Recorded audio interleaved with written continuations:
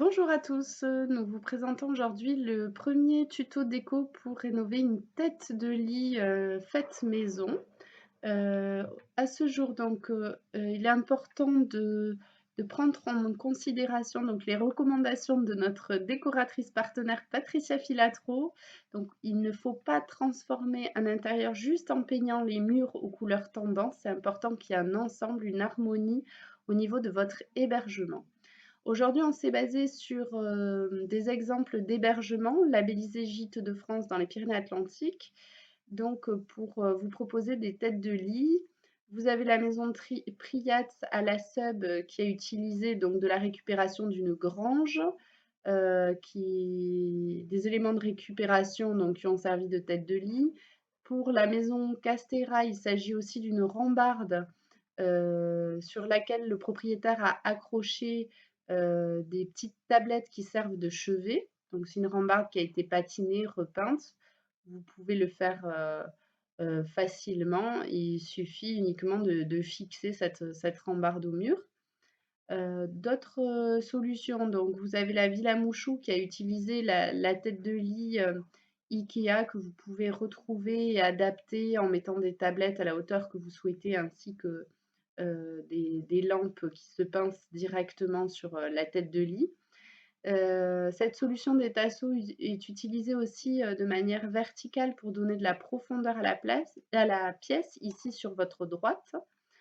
La fermeture Buria a été totalement rénovée ici en utilisant donc un plaquage, en du placo en fait, en tête de lit avec des niches, qui servent de table de chevet et les lampes qui sont apposées sur le haut de ce coffrage en bois.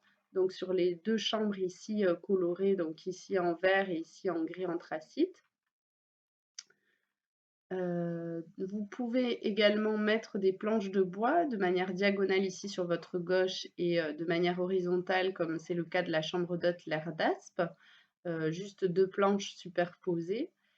Autre solution, une tête de lit peinte, de manière arrondie ou horizontale ou totalement peinte, ici, pour les artistes, ou ça existe également en tapisserie.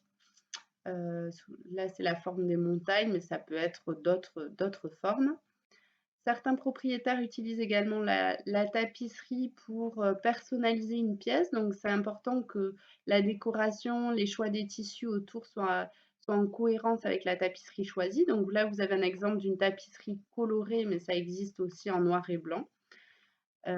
D'autres idées, nous avons le canage actuellement qui est très utilisé.